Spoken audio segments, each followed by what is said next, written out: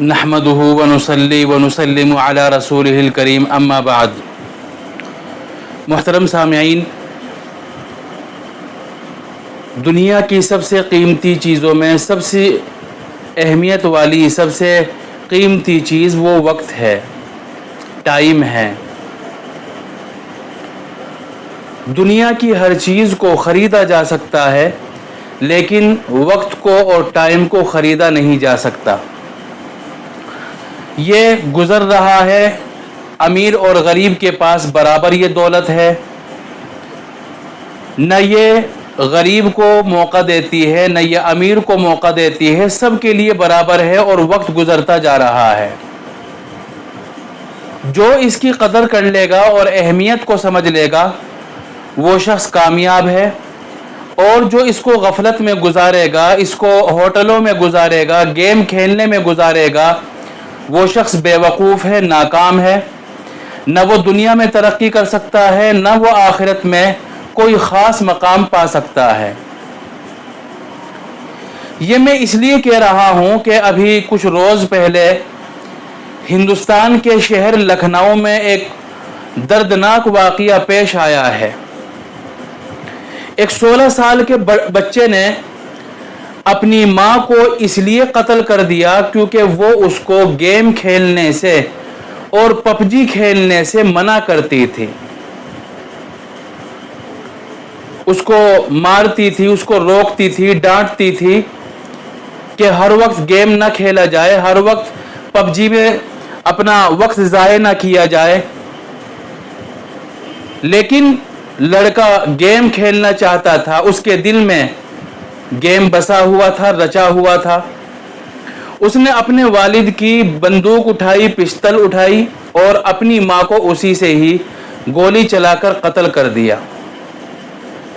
یہ واقعہ انتہائی مذمت کے قابل ہے اور انتہائی افسوسناک ہے۔ ہمیں یہ سوچنا ہے کہ آخر اس کے اندر ہمت اور جرأت کہاں سے پیدا ہوئی؟ کس نے اس کے ذہن میں یہ بٹھایا کہ اس قتل کرنا ہے، قتل کرنے کے لیے پستل چلانی ہے اور اس کے لیے حوصلہ چاہیے، دل چاہیے؟ اس کو یہ سب چیزیں کس نے سکھائی ہے؟ یہ پب جی گیم نے سکھایا ہے۔ یہ جو لوگوں کے پاس موبائل ہے اور موبائل کا غلط استعمال ہے۔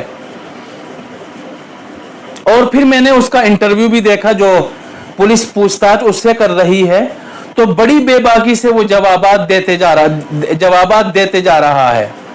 اس کے دل میں ذرا سا افسوس نہیں ہے، اس کے زبان پر کوئی لڑکھڑاہٹ نہیں تھی، چہرے پر کوئی خوف کے اثرات ظاہر نہیں ہو رہے تھے۔ بڑی بے باکی سے وہ پولیس کے جوابات دے رہا تھا۔ کہاں سے حوصلہ پیدا ہوا؟ کہاں سے اس کے اندر یہ ہمت ہوئی ہے؟ یہ موبائل کے غلط استعمال کی وجہ سے پیدا ہوئی ہے۔ اور صرف یہی نہیں، ایک واقعہ نامعلوم دنیا میں کتنے واقعے ہیں کہ گیمز کی وجہ سے، اس میں زیادہ مصروفیت کی وجہ سے لوگوں کی زندگی تباہ اور برباد ہو گئی، لیکن لوگ سمجھنے کے لیے تیار نہیں ہیں، ماننے کے لیے آمادہ نہیں ہیں، بچوں کو سمجھانے کے لیے تیار نہیں ہیں۔ اولاً تو بچوں کو اتنی لت ہی نہ ڈالیں۔ یہ غلطی کہاں سے پیدا ہوتی ہے؟ جب بچے چھوٹے ہوتے ہیں تو ان کو گھر سے باہر جانے کے لیے اگر ان کو روکنا ہوتا ہے کہ بھئی یہ گھر سے باہر نہ جائے، زیادہ لڑائی جھگڑا نہ ہو اور گھر میں بھی زیادہ شور شرابہ نہ ہو، دنگا نہ کرے، یہ شرارت نہ کرے، تو گھر میں کیا کرتی ہیں عورتیں کہ اس کو موبائل دے دیا جاتا ہے کہ اس میں کھیلو جاؤ۔ اور جب اس کو لت لگ جاتی ہے، کھا رہا ہے تو موبائل دیکھ رہا ہے، گیم کھیل رہا ہے، پی رہا ہے تو موبائل دیکھ رہا ہے، اور اسی طرح اسکول کا کام یا مدرسے کا کام کر رہا ہے تو موبائل دیکھ رہا ہے، گاڑی میں سفر کر رہا ہے تو موبائل ہاتھ میں ہے۔ جب اس کو لت لگ جاتی ہے اور اس کی بیماری پڑ جاتی ہے اس کو، تو اس سے واپس نکلنا انتہائی مشکل ہو جاتا ہے۔ غالباً اس بچے کے ساتھ بھی یہی ہوا ہوگا۔ اس کو پہلے موبائل کی عادت ڈالی گئی ہوگی، پب جی کی عادت ڈالی گئی ہوگی، اور جب اس کو لت لگ گئی اور ضرورت سے زیادہ ہر وقت وہ गेम खेलने लगा तो अब उसको रोका जा रहा है। असल जिम्मेदार तो उसको आदत डालने वाले लोग हैं। तो यहाँ दो बातें समझने की है इस तरह के वाक़यात, ताकि आइंदा ना हो और बच्चे तबाही के दहाने पर न पहुँचे। तो खुसूसी तौर पर दो बातों का ख्याल रखा जाए। एक तो बच्चों को इतनी आदत न डाली जाए कि वो उनकी लत बन जाए और वो उनके बगैर न रह सके। उनको इतनी लत न डाले। कभी कभी दिखा सकते हैं, उनको कुछ चलाकर दे दिया कभी कभी, या उसमें कुछ भी गेम खिला लो, लेकिन कभी कभी उसकी लत न डालो।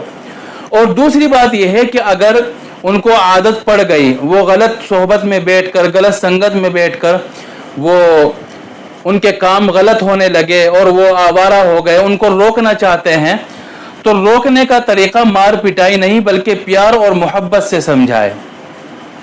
अगर अपने बच्चों को समझा रहे हैं कि भाई बुरे लोगों के साथ ना बैठे, गलत जगहों पर ना जाए और ज़्यादा मोबाइल का इस्तेमाल ना करे, तो उसका तरीका यह है कि आप नरमी से, प्यार से और हमदर्दी के साथ मुशफ़िकाना अंदाज में बच्चों को समझाएं, जिससे उनको ये लगे कि यह हमारा खैर खा है, हमारी भलाई चाहता है, हमारा हमदर्द है।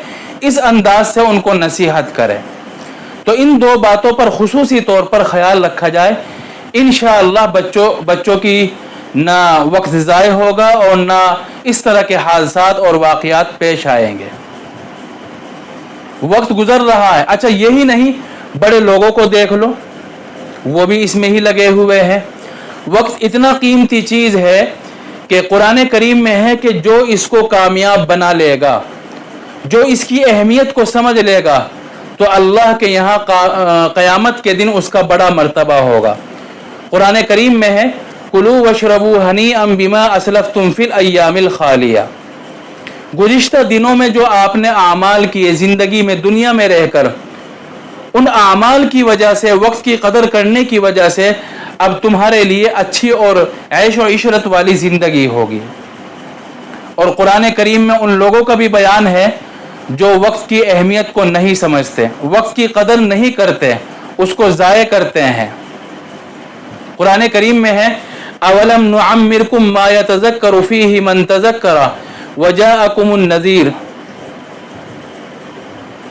वो अल्लाह ताला से कहेंगे, जब उनके सामने अजाब होगा, जहन्नम होगी, तो वो अल्लाह ताला से कहेंगे कि हमें दुनिया में दोबारा भेज दे, हम ज़िंदगी के वक्त को ज़ाय नहीं करेंगे, उसको कामयाब बनाने की कोशिश करेंगे।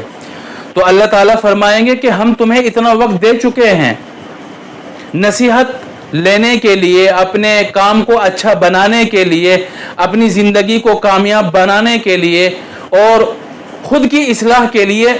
जितना वक्त चाहिए था हम इतना वक्त दे चुके, अब तुम्हें दोबारा दुनिया में नहीं भेज सकते। ये अल्लाह ताला का जवाब होगा, अवलम नुअम्मिरकुम, जहन्नमियों को जवाब होगा।